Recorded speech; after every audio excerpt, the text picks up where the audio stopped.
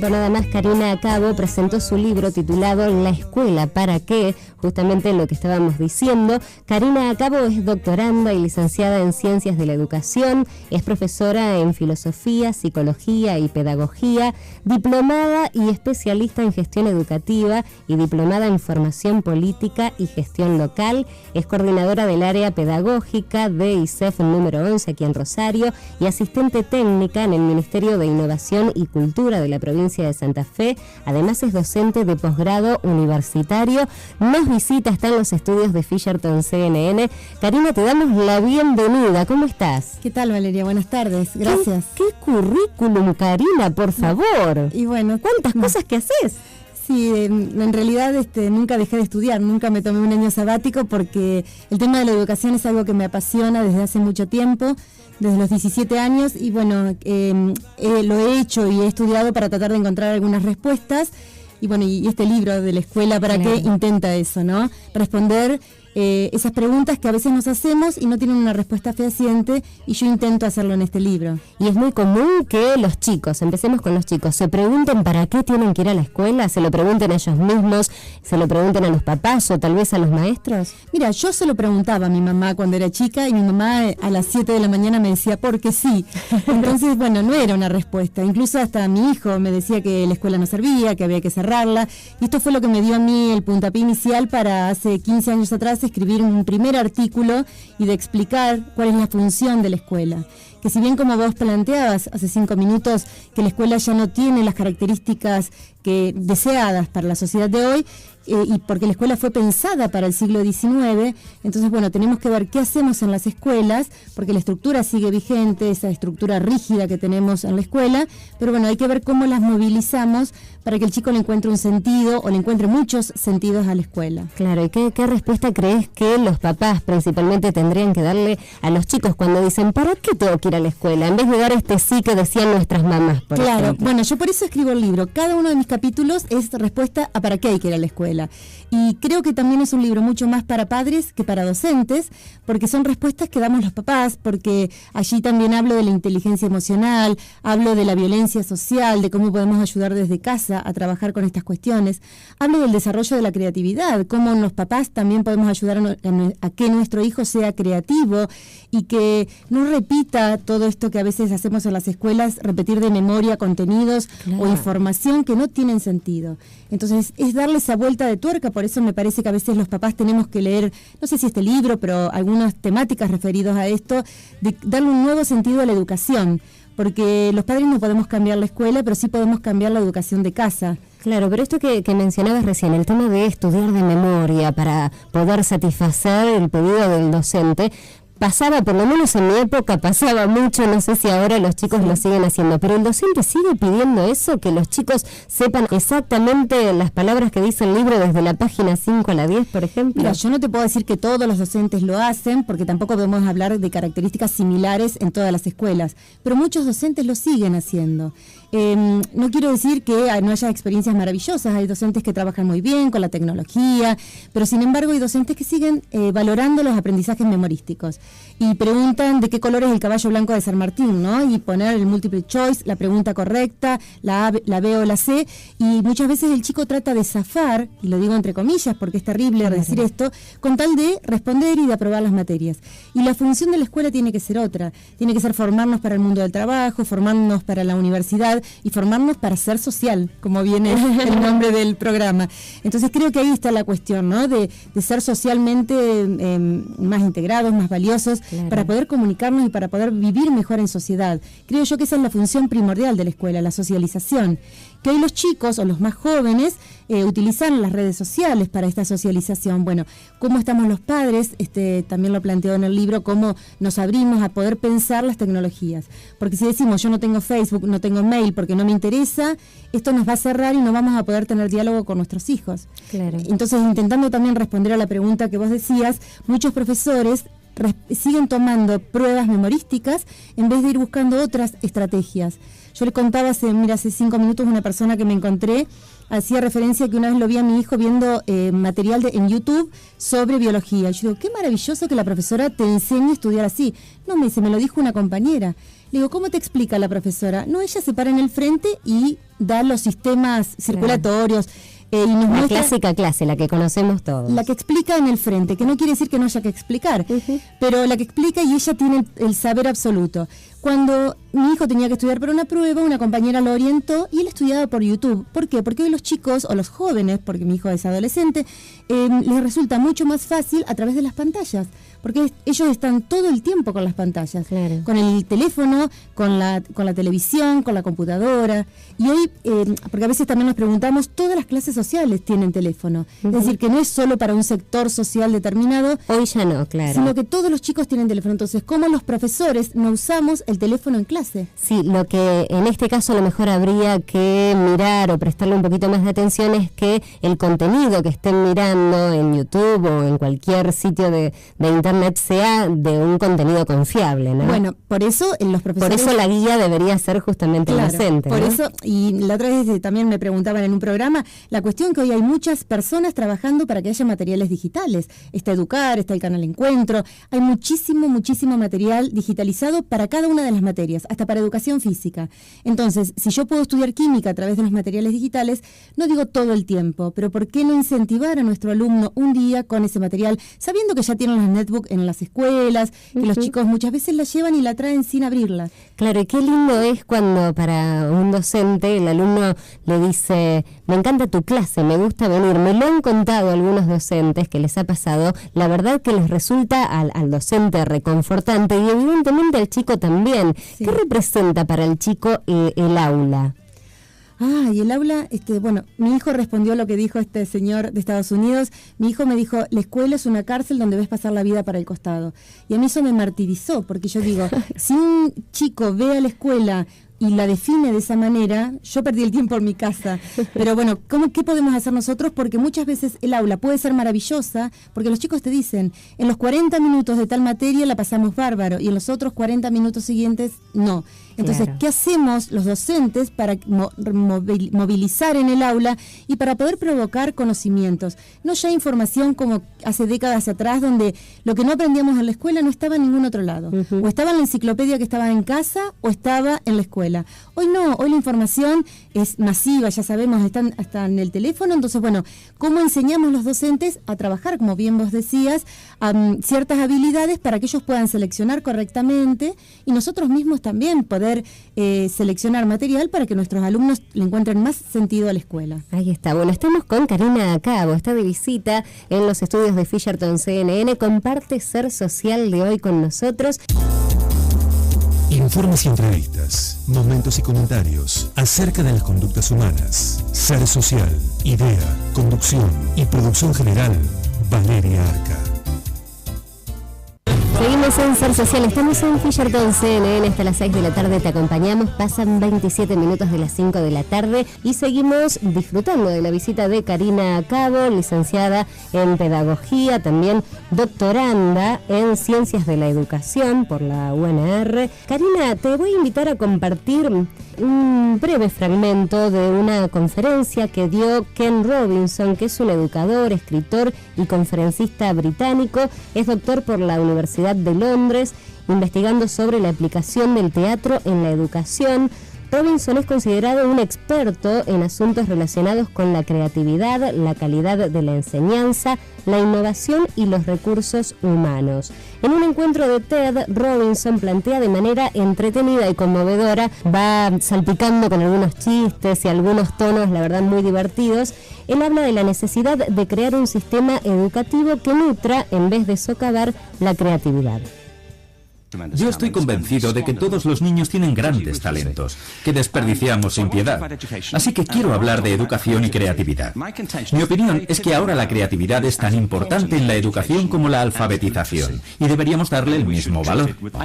Hace poco me contaron una historia sobre una niña de 6 años que se sentaba en la parte de atrás de la clase. Su profesora comentaba que nunca prestaba atención, pero que en clase de dibujo sí. Así que se acercó a ella y le preguntó, ¿qué estás dibujando? Y le dijo, estoy dibujando a Dios. Pero nadie sabe cómo es Dios, respondió la profesora. Y la niña contestó, lo sabrán en un minuto. Ahí está, la palabra de Ken Robinson en un encuentro de TED. Qué importante lo que dijo, ¿no? Esto de la anécdota es lo que más llega, ¿no, Karina? Sí, totalmente de acuerdo. Y excelente la propuesta, que yo tengo 2 capítulos, uno de la creatividad y otro también con otras disciplinas en la escuela, haciendo referencia a esto, ¿no? A que nosotros como padres y como docentes tenemos que desarrollar la creatividad. Es decir, enseñarle a mirar la realidad de otra forma a los niños, a los jóvenes, para que puedan ser creativos. Hoy ya no sirve repetir. Y yo creo que las materias artísticas como el teatro, la plástica, la música o la danza son fundamentales, y sobre todo también para aprender a ser social. Sobre todo pensando en qué pasa con la violencia hoy, sobre todo en estos casos de, por ejemplo, el teatro te permite expresar con la voz algún conflicto interno, podés expresarte con el cuerpo, podés vos crear también tu propia obra de teatro. Entonces permitirle a los chicos quizás que estén trabajando una obra de teatro puede trabajar ciertos problemas que tienen que ver con la convivencia, con las relaciones, que pueden ayudar a mejorar la convivencia social en la escuela o en general. Y yo creo que es ahí donde los docentes tenemos que prestar mucha más atención. Como la música tiene que dejar estas materias artísticas, ¿no? De ser las parientes pobres de la escuela. Claro. Porque a veces los papás preguntamos, ¿qué hiciste en matemática, qué hiciste en lengua? Pero nunca le preguntamos qué hiciste en dibujo o en plástica. Sino que nos interesan muchas veces otras materias que supuestamente tienen más importancia. Entonces ahí es donde nosotros tenemos que empezar como papás, pero la escuela también le tiene que dar más importancia. A ver, pero en este sentido, en esto que estás marcando, yo creo que los docentes que se dedican a las materias que están más relacionadas al arte son los que todo el tiempo están levantando la mano diciendo... Sí. Queremos espacio, estamos acá, sí. Hagan un lugar para nuestras materias, el esfuerzo lo hacen, ¿no? Sí, por supuesto. Yo trabajo en el profesorado de música, trabajé en el de teatro y es siempre la lucha por los espacios, y eso creo que también tiene que venir desde el ministerio, donde haya más espacios curriculares, es decir, más espacios en las escuelas para estas materias, no para pérdida de tiempo, romper con esa idea, sino para poder darle más lugar a la creatividad, que el chico pueda crear, que el chico pueda escuchar, relacionar, analizar, intercambiar, es decir, una serie de habilidades cognitivas que se le llaman, que le permiten ser más creativos. Hoy ya no sirve esto de repetir lo que dice un libro o repetir lo que dice la página web, no tiene sentido, sino que tenemos que darle ciertas habilidades a los niños y a los jóvenes para que puedan actuar en el mundo, en realidad es eso. Y a su vez enseñarle esto de lo que decía Edison, ¿no? De la creatividad es el 2% de inspiración y el 98% de transpiración. Saber que nosotros le estamos enseñando algunas cuestiones, pero que la creatividad también implica un esfuerzo, ¿no? A veces yo digo, bueno, ¿cómo ser creativo ante tal o cual cosa? Bueno, hay que sentarse y pensar, hay que sentarse y hacer. Seguro, no va a caer todo de arriba, ¿no? Nada más porque se nos ocurra una buena idea. Karina, y en estas experiencias donde has estado, por ejemplo, en clases de música con los chicos, ¿cómo ves que lo viven ellos? ¿Lo disfrutan? ¿Se sienten enganchados? ¿O tal vez aquel que le gusta más esa disciplina es el que está más atento y otro que está volando? En general, el 99,9% le apasiona, y mucho más, bueno, a los chicos. Yo creo que también depende del profesor y depende de los alumnos, pero en general a los chicos les apasiona. ¿Por qué? Porque es los únicos espacios donde se trabaja el cuerpo. Si no, vos pensás en matemática, lengua, tenemos un niño sentado, uno detrás del otro, mirando la nuca del compañero. En cambio, en estos espacios trabaja el cuerpo y trabajan la libertad. Entonces pueden expresarse con libertad, y eso es un punto fundamental que todavía en la escuela, aunque cueste creerlo en el siglo XXI, no se está dando, o en algunas escuelas. Entonces, bueno, es ahí donde tenemos que trabajar con el cuerpo y trabajar la música en relación con la lengua o la plástica en relación con la historia. No es que tenemos que trabajar compartimentos estancos, sino relacionarlos para poder encontrarle un sentido. Fisherton CNN 89.5, la identidad informativa de una radio. 39 minutos pasan de las 5 de la tarde, seguimos en Ser Social, estamos en Fisherton CNN 89.5 del dial con la visita de Karina Cabo, pedagoga, está presentando su libro, La Escuela ¿Para qué? Esta pregunta que muchas veces nos debemos haber hecho, no sé si todos, pero la gran mayoría seguramente sí. Hablemos un poquito de los compañeros, porque creo que es un eslabón fundamental, ¿no?, en la escuela, esto de empezar a forjar las primeras amistades, compartir tantas horas del día con los compañeros del aula. Sí, fundamental. El grupo de pares es realmente importantísimo para la socialización de un niño y de un joven. más si pensamos en la adolescencia, ¿no? Con este periodo de grandes cambios, bueno, el grupo de pares es lo que le da la gran fortaleza. Pero siempre, porque uno recuerda, aunque hayan pasado muchos años, recuerda a los compañeros de la primaria o de la secundaria. Es decir, que siempre los compañeros de escuela tienen una función muy importante. Hace poco leía que aquellos que compartieron el banco de una escuela van a estar unidos para siempre. Y creo que esa es la verdad de la cuestión, ¿no? De cuando uno se encuentra con un compañero de escuela y pasaron 20 años, uno sigue siendo ese mismo que aquel compañero conoció y siguen teniendo el mismo vínculo. Y creo que me parece a mí que ahí es donde tenemos que revalorizar la escuela, los que estamos adentro, ¿no?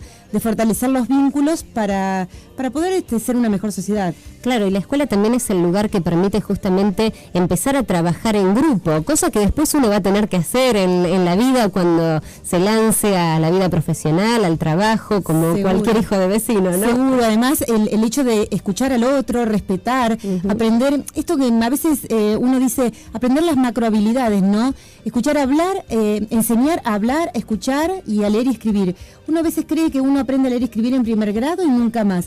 Sin embargo, uno sigue aprendiendo a leer y escribir en la universidad y sigue aprendiendo a hablar y escuchar en la escuela secundaria. Entonces, enseñar a respetar al otro, respetar la personalidad, respetar cada una de las características de ese otro y que respeten, obviamente, mi personalidad y establecer diálogo, que es de lo que se trata.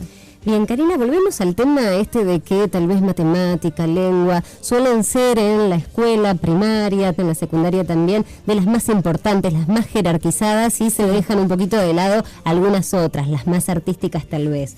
Y volvemos también a parte de la conferencia que dio Ken Robinson en un TED, una charla imperdible. Si alguien tiene la oportunidad de buscarla en YouTube y la quiere escuchar completa, dura más o menos 20 minutos, es muy jugosa, la verdad que uno se queda con buenos conceptos. Sí.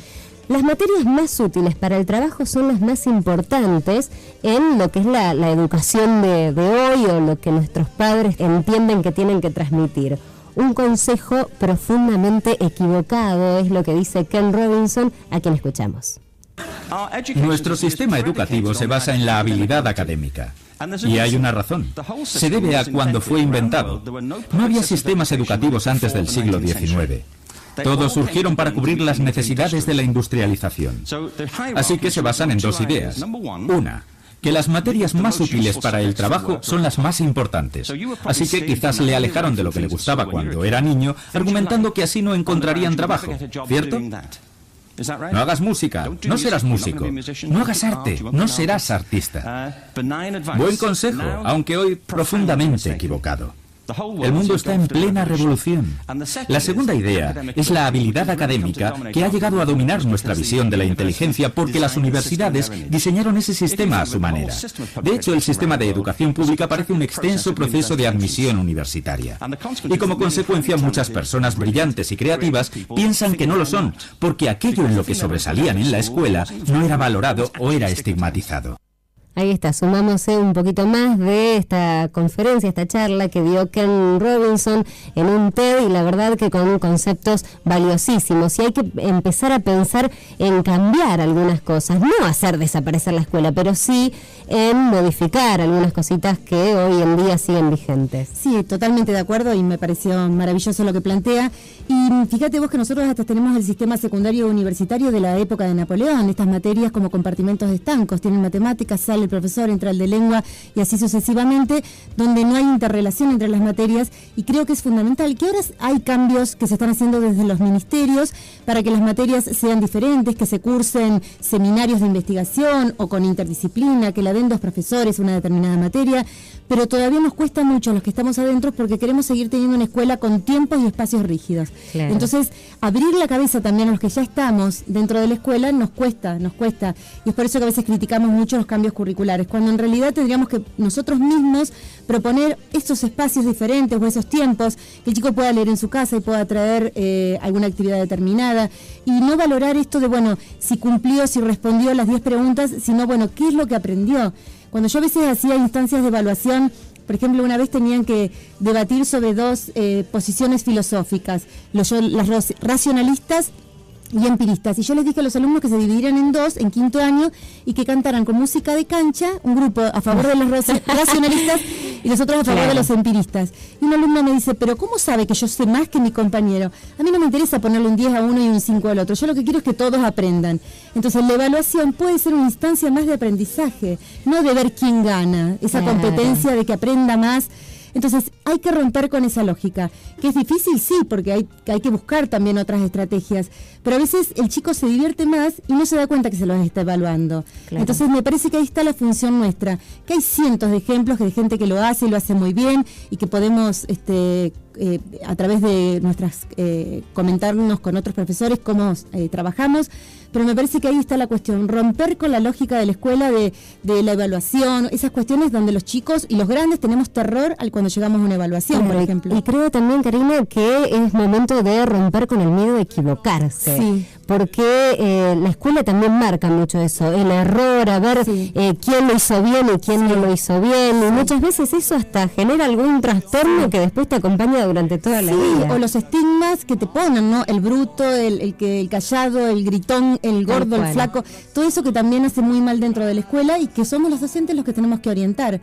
Por eso esto de la inteligencia emocional, ¿no? De que tendría, porque a veces ahora en España leía que había aparecido una materia nueva que se llama inteligencia emocional. Sin embargo, no, tenemos que pensar la inteligencia emocional desde cada una de las disciplinas que dictamos. Es decir, cómo valoramos la tristeza, la alegría, qué es lo que trae este alumno que nosotros tenemos para mejorar la enseñanza, en realidad es eso. Pero bueno, todavía nos queda un camino largo. Por supuesto, bueno, pero lo empezamos a recorrer, lo que no es poco. El mundo no es solo la suma de sus países. Fisherton, CNN. Y a la palabra de Karina también sumamos la de este profesional muy reconocido, Ken Robinson. En su participación en TED hizo, la verdad, que una disertación maravillosa. Y en un momento habla de que los niños no tienen miedo a equivocarse, que son más espontáneos, que dejan fluir las cosas, ¿no? Y que estigmatizamos los errores. Eso es lo que dice Robinson. Los invito a compartir este último fragmentito para que después analicemos con Karina. Los niños se arriesgan. Si no saben hacer algo, lo intentan. ¿Verdad? No tienen miedo a equivocarse. No estoy diciendo que equivocarse sea lo mismo que ser creativo. Lo cierto es que si no estás dispuesto a equivocarte, nunca se te va a ocurrir algo original. Si no estás abierto a equivocarte. Pero cuando llegan a adultos, la mayoría de los niños ha perdido esa capacidad. Tienen miedo a equivocarse. Y por cierto, dirigimos así nuestras empresas. Estigmatizamos los errores.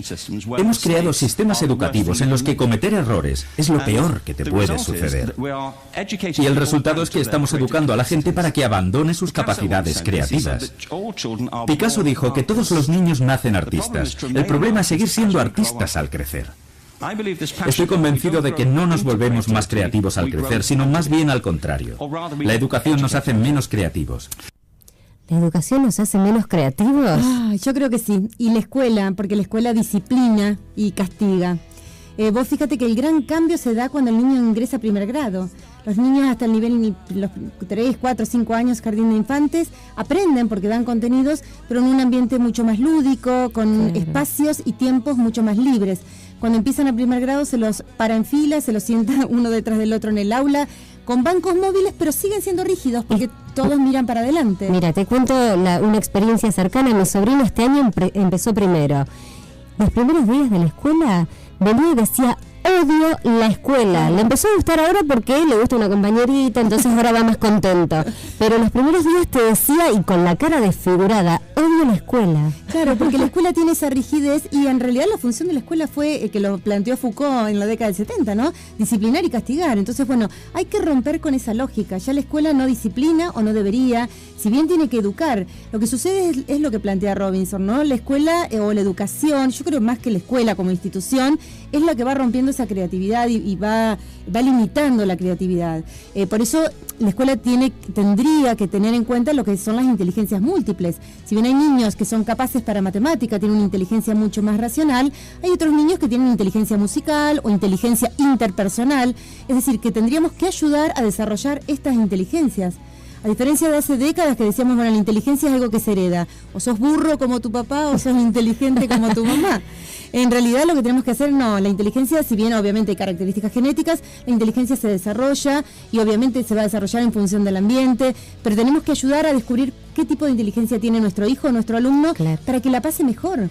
Karina, ¿qué pasa cuando no se condice la escuela con la familia? Por ejemplo, la familia incentiva para una determinada cosa, como esto de la creatividad, pongámosle, y la escuela a lo mejor es más rígida y busca más el método educativo de antaño. Y bueno, ese es el problema, que también cuando los chicos llegan a los primeros grados se dice, bueno, muchas veces dicen son chicos con una inteligencia superior, y cuando están en tercer, cuarto grado ya son chicos igual, de una inteligencia, de un cociente intelectual similar a los compañeros.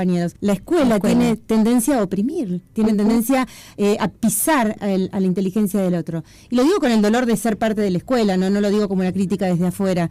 Entonces lo que tenemos que ayudar es a desarrollar estas competencias y estas habilidades que a veces en las escuelas nos olvidamos. Y la familia tiene que insistir, porque muchas veces, yo digo, la escuela está 4 horas y en casa está 20. Entonces nosotros tenemos que ayudar mucho en casa para desarrollar la creatividad, para buscar qué hacer en la computadora, qué hacer en los tiempos libres, para desarrollar habilidades deportivas, mostrarle un mundo nuevo al niño y que después elija. Quizás elige deporte, quizás elige la música, quizás elige el teatro, o quizás elige ser un ingeniero, pero que cada uno de los niños tenga las posibilidades y uno le muestre el abanico para que después, bueno, obviamente desarrolle el tipo de inteligencia que tenga. Interesantísimo, la verdad que no me quiero perder la charla del sábado a las 11 de la mañana en Moreno 1056. Karina va a estar presentando su libro, La Escuela para qué, y se va a armar también algún debate, se va a conversar de lo que la gente quiera. Entrada libre y gratuita, ¿no? Por supuesto, sí. Todos invitados. Y Karina, a vos agradecerte por haber llegado hasta la emisora, hasta los estudios de Fisherton CNN para compartir estos conocimientos, abrir todo lo que tiene que ver con la educación para todo nuestro público. Muchas gracias.